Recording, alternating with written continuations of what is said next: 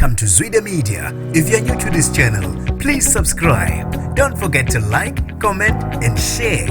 Here's a new video for today. Enjoy.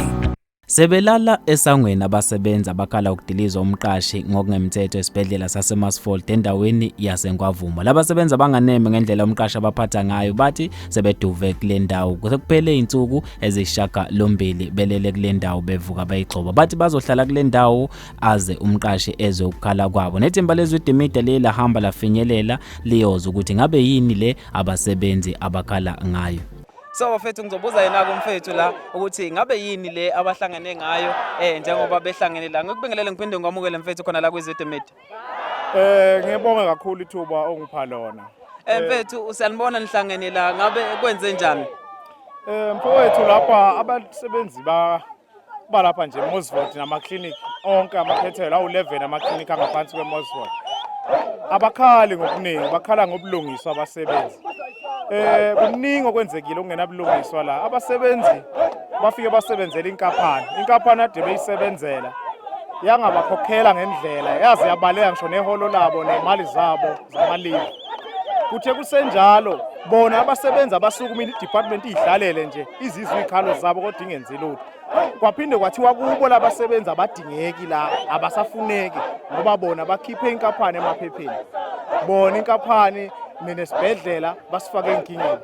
So usho ukuthi mfethu ngamanye amazwi nithe manizakalisa izikhalazo zenu ngokungagculiseki ngento eyenze ukuthi abantu ngendlela eright amaholeni abaniholeli ngendlela enifisa ukuthi beniholele ngayo base bakhetha ukuthi ke benixoshe.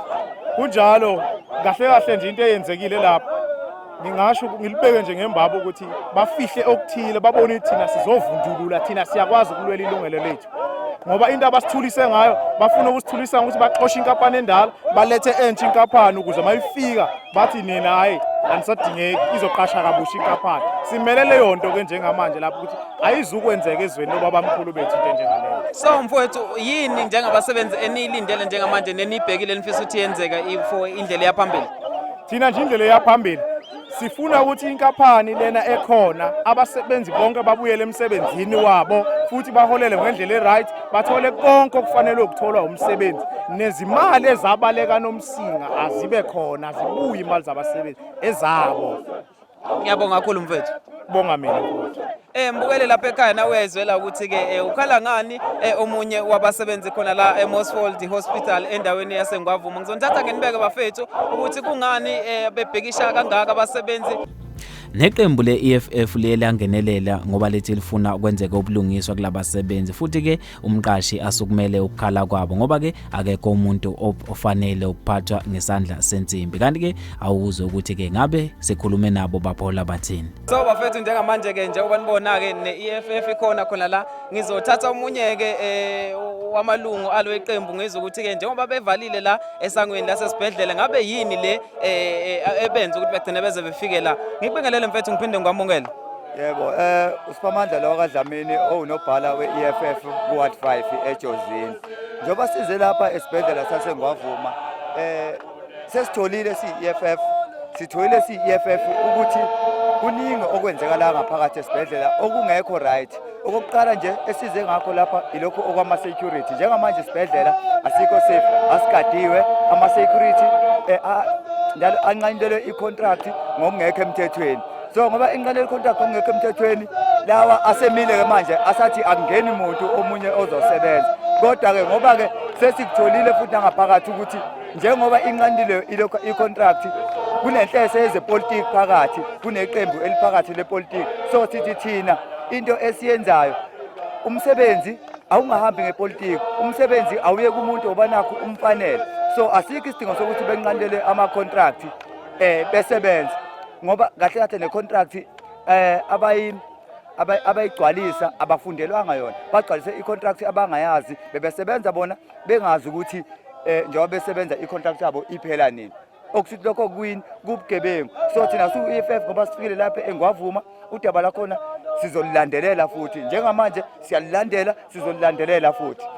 Ngiyabonga kakhulu mfethu. Nawe ke mbukela usuzwele lapha ekhaya ukuthi ke iyakhala kakhulu i-EFF ithi izolekelela abasebenzi abanganeme ngendlela abaphethwe ngayo umqashi.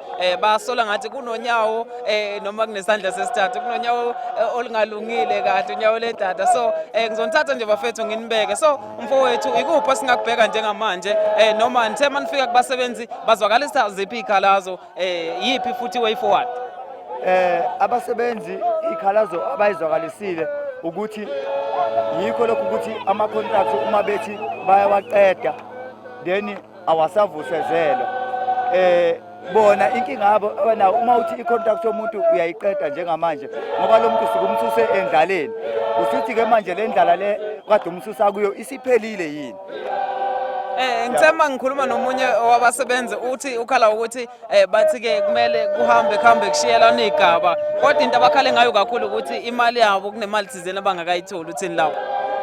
Kuleyo mali leyo ke siyi-EFF sizoqinisekisa ngoba vele njengamanje siyasuka siyobhala i-email sibhalela u-CEO bala ngaphakathi siyamcela ukuthi sihlangane naye kanye nabanye abasebenzi ngoba vele bayasho ukuthi sekungokwesithathu sekungokwesibili. Okokuqala imali yabo uyangena enye security company abakaze beyithole imali yabo ngalesikhathi behamba namanje ama-contracts asaphela imali yabo futhi namanje ayitholakali nemali abayibhalayo sesitholile ukuthi akusiyo le rate lena ukuze kabe bayi-rate kahle i-rate okuze kabe i-rate umsebenzi i-R21.66 kodwa bona i-rate abayi-rateayo barethiswa o-R16.